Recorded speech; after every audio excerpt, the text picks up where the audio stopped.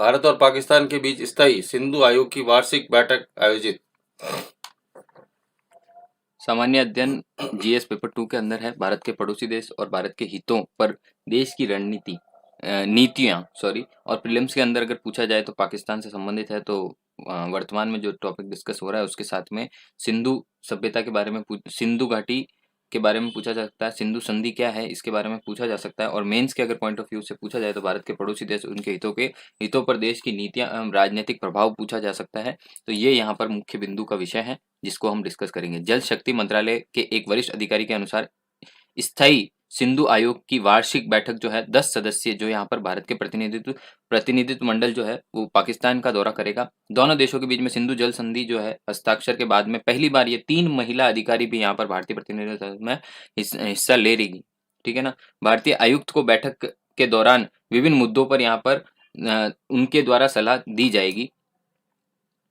बैठक का एजेंडा क्या है तो जम्मू कश्मीर जो है उसमें चिनाब बेसिन पर पाकुल दुल 1000 मेगावाट और लोअर कलनाई जो 48 मेगावाट और कीरू जो है 624 मेगावाट और लद्दाख में कुछ छोटी जल विद्युत परियोजनाओं पर पाकिस्तान की आपत्ति पर बैठक के दौरान चर्चा किया जाएगा। यहाँ पर भारतीय पक्ष पाकिस्तान को अपनी स्थिति स्पष्ट करेगा और उसकी आशंकाओं पर निरंतर द्विपक्षीय चर्चा के माध्यम से दूर किया जाएगा। यहाँ पर कुछ ज्यादा क्लियर आपको दिख नहीं रहा होगा पर देखिएगा, तवाई नदी यहाँ से जाती हुई पाकिस्तान की ओर जा रही है। और यहाँ पर हम अगर देखें तो अपनी नदियां यहाँ पर सारी बताई गई है। आप देख सकते हैं जिस तरह से भारत में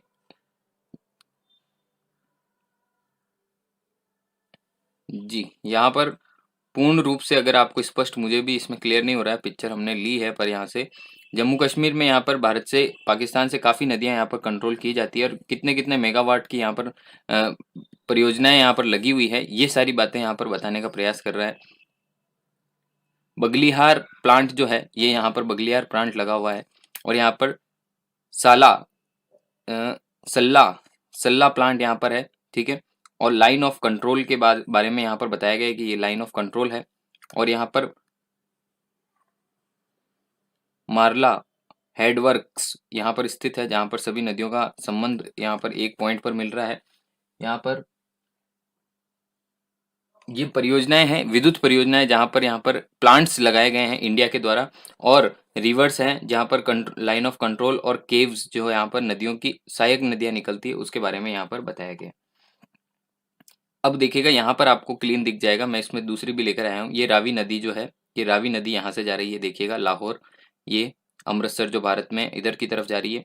और साथ ही साथ अगर यहाँ पर देखें तो ये सिंधु नदी यहाँ पर जा रही है, इंडस नदी ये यहाँ पर जा रही है। इस तरह से यहाँ पर परियोजनाएं हैं जो काफ़ी यहाँ पर नदियों का, यहाँ पर अगर आप पढ़ेंगे श्रीनगर से होती हुई नदियाँ कुछ आ रही है। झेलम नदी जो आप देखेंगे, झेलम नदी ये यहाँ पर है और कृष्णा, ठीक है ना। ये यहाँ पर सारी नदियों के बारे में हमने आपको यहाँ पर, सिंधु जल संधि जो है 1960 के अंदर भारत और पाकिस्तान के बीच में हुई थी। इसके मध्यस्थता विश्व बैंक ने की थी, मतलब विश्व बैंक यहाँ पर मध्य में आकर इन दोनों के मध्य एक संधि करवाई थी। पूर्वी नदी जो है सतलज, व्यास और रावी नदी का सारा पानी लगभग 33 मिलियन एकड़ फिट MAF सालाना अप्रतिबंधित उपयोग के लिए भारत को आवंटित किया। अप्रतिबंधित का मतलब यहाँ पर है कि किसी भी प्रकार का यहाँ पर अवरुद्ध नहीं किया जाएगा पानी को, और पानी जो आ रहा है जिस वेग से आ रहा है, जिस प्रभाव से आ रहा है वो यहाँ पर रहेगा। क्योंकि बांध बनाने पर क्या होता है कि उस पानी का वेग जो होता है वो कम हो जाता है, मतलब पानी को रोक लिया जाएगा और पानी की गति को थोड़ा कम कर दिया जाता है टरबाइन से बिजली बनाकर। तो ये यहाँ पर अप्रतिबंधित रूप से उपयोग, इसीलिए ये लाइन यहाँ पर जोड़ी गई थी। अप्रतिबंधित का मतलब है पाकिस्तान में 3 यहाँ पर पश्चिमी नदियां सिंधु, चिलाब, झेलम के पानी को 80 MAF के औसत वार्षिक प्रवाह के साथ में नियंत्रित किया जाता है। मतलब यहाँ पर ये जो नदियां हैं ये यहाँ पर वार्षिक प्रवाह के साथ क्या होती है, नियंत्रित की गई है, नियंत्रण दिया गया है। भारत को डिजाइन और संचालन के लिए विशिष्ट मापदंडों के अधीन पश्चिमी नदियों पर रन ऑफ द रिवर परियोजना के मध्य से जल विद्युत उत्पन्न करने का अधिकार दिया गया। मतलब यहाँ पर ये बात कही गई, मैंने आपको पहले बताया था, वहां पर रोककर जल का विद्युत का उत्पादन नहीं किया जा सकता है, पर यहाँ पर भारत को मात्र एक ही परियोजना के तहत यहाँ पर बिजली बनाने का यहाँ पर सबसे बड़ा अधिकार दिया गया है। इसी प्रकार चीन की नदियों का भी अगर हम इस तरह से एक बार देखें तो चीन ने भी भारत के साथ इसी प्रकार की कुछ रणनीतियां अपनाई हैं और चीन से भी आने वाली 5 नदियां मात्र हैं और पांचों नदियों पर चीन ने एक के बाद एक डैम बना दिए हैं। डैम बनाकर विद्युत उत्पादित करता है, जिससे पानी का प्रभाव बहुत ही कम, गति जो होती है बहुत ही कम हो जाती है। और उसके बाद में अगर आप देखेंगे तो वहां पर कुछ नदियों का प्रभाव कम होने से और कुछ नदियों का प्रभाव ज्यादा होने से आए दिन वहां पर हमारे बाढ़ आने की संभावना बनी रहती है। इस परेशानी के कारण बांग्लादेश सबसे ज्यादा प्रभावित होता है, क्योंकि कुछ नदियां बांग्लादेश से होकर भी जाती हैं, तो उनका बहाव अगर तेज होता है तो चीन और बांग्लादेश के साथ में भी इस तरह के कुछ संबंध स्थापित किए गए हैं। वह आपके लिए विषय है, आप इसे सर्च कीजिएगा। हम हमारे माध्यम से आपको ये प्रश्न तैयार करने का प्रयास करते हैं कि भारत और जैसे पाकिस्तान के साथ नदियों का संबंध है, तो बांग्लादेश और चीन के साथ में इस तरह से नदियों का कुछ संबंध है, कुछ परियोजनाएं चल रही है, उनके बारे में आप सोचिएगा और डिस्कस कीजिएगा कि क्या क्या परियोजना यहाँ पर है। यह समझौता पाकिस्तान और पश्चिमी नदियों पर भारतीय जल विद्युत परियोजना के डिजाइन पर आपत्ति जताने का अधिकार देता है।